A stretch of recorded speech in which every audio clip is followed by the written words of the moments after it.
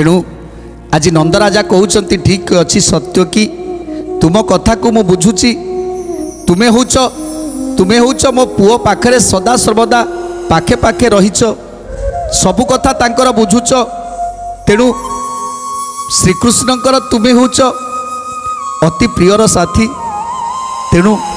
तेणु तुम कथा को मु रखुची निश्चित निश्चित तुम्हें कही मो कन्हई की टिके नहीं कि आसीबो गोपपुर को सुभद्रा को नहीं कि जाओ सुभद्रा को देखिला परे निश्चित ता माँ बापा कथा मने पड़िबो भौणी की देखा इच्छा करिछि सेइति सात्वकी को पठेइछि भौणी की टिके देखिबा पाई तेणु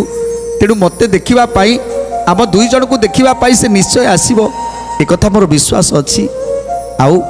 सात्वकी एथर तुमे रथ बाही नहीं जाओ मन रखी सबु कथा कहबो एथर धीरे धीरे सात्वकी नंदी घोष रथ को आग को नहीं गले एवं से नंदी घोष रथ को आकाश मार्ग उड़े नहीं चली गले नंद जशोदा आखिरु लुह पोछि पुणी ताक निज पुर को फेरी आसुचंती आज कन्हई जाइथिले बलराम जाइथिले जेतेबेले सुभद्रा जन्म हैला सेतेबेले जेमिति सबु दुख तांकर पासोरी जाइथिले सबु दुख को पासोरी देइथिले कन्हई जीवार दुख बलराम जीवार दुख को पासोरी देइथिले सुभद्रार मुह को चाही जेतेबेले आज सुभद्रा मध्य चलीगला सेतेबेले जेमिति दुई जन एकाकी हो गले पुणी नंद जशोदा निज पुर रे प्रवेश करी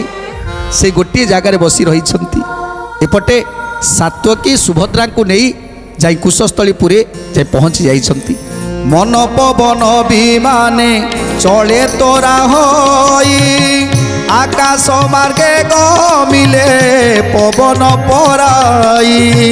आकाश मार्गे गमिले पवन पराई आकाश मार्गे गमिले पवन पराई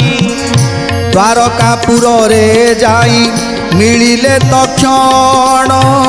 आकाश मार्गरे थाई देखी देवगण आकाश मार्गरे थाई देखी देवगण आकाश मार्गरे थाई देखी देवगण सिंह द्वार रे सातकी रथरु तुरी नबर मध्य पशिले द्वार डेई करी नबर मध्य पशिले द्वार डेई करी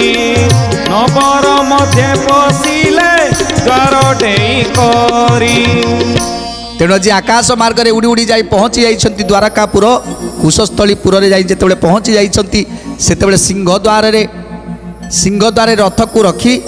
सुभद्रांकर हाथ को धरी आज सात्वकी नहीं जाउछि प्रभुंक निकट को सुधर्मा सभा बाट दे जाउछंती आज सुभद्रा एवं सात्वकी तेणु आज समस्ते नग्रपाल माने समस्ते बाट छाड़ी दौरान सुभद्रा को देखी पुष्पवृष्टि करुछंती।